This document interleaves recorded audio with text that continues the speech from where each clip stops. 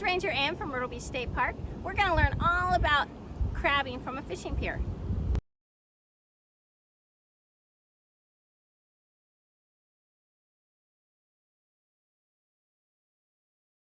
Now that we have all our gear, let's assemble.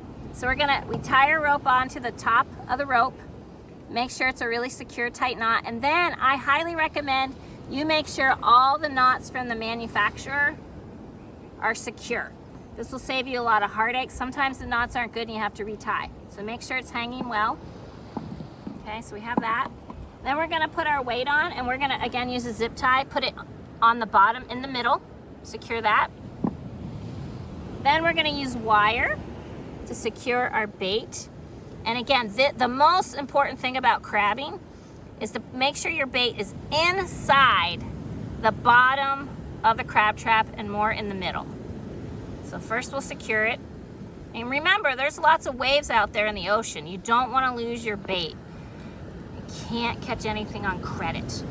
So the bait and the weight are in the bottom, not hanging below.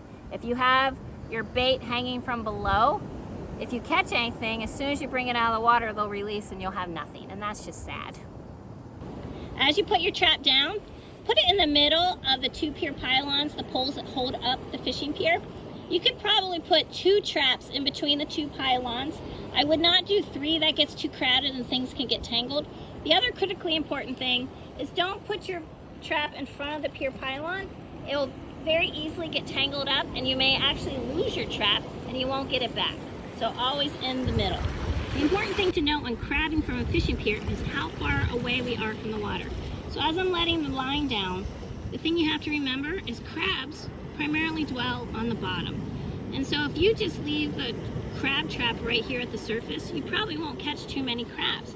So you have to keep going further down onto the bottom. And right now, notice how the line is very tight. That tells us the crab trap is not on the bottom yet. All right, it's going to the bottom. And also, oh, now we're slack. So the trap is on the bottom. So now what we have to do is we want to secure it to the railing. If you have to tie it, because of our PVC design, we just wrap it around and look, now we can walk away and it's secure. So how do you know when you've caught something in your crab trap? And the simple answer is, you don't.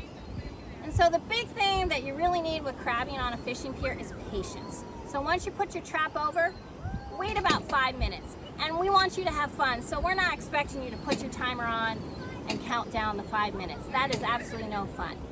So take a walk on the pier, see what the fishermen are catching. See if you can see a dolphin or a shark or jellyfish or fish. Cool birds flying over. Give it 5 minutes and then come back to check. You caught something, woohoo! So in your excitement, don't put the trap right by the edge of the pier. All your hard-earned work might scurry over the side and nobody will get to see it. So put it farther away from the edge of the pier so everyone can safely gather around and figure out what you caught. Now we have to get this blue crab safely out of the net for both you and the crab.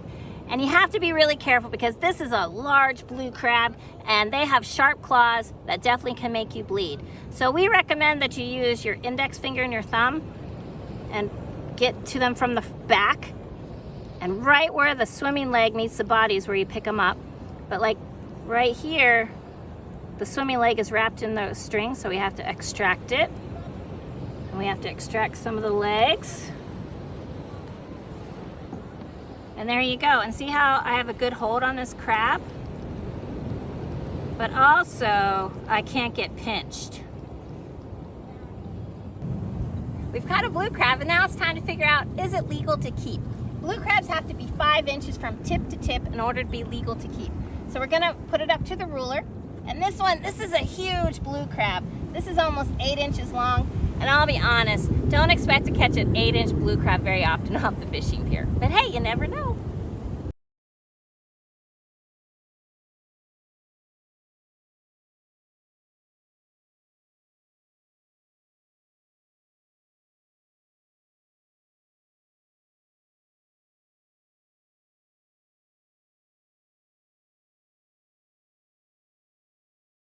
Check out all the amazing marine creatures you can catch off a fishing pier, and that's what makes it so much fun. While you may never catch a meal, you'll catch a variety of snails and crabs, sea urchins, and even more fish than the fishermen sometimes.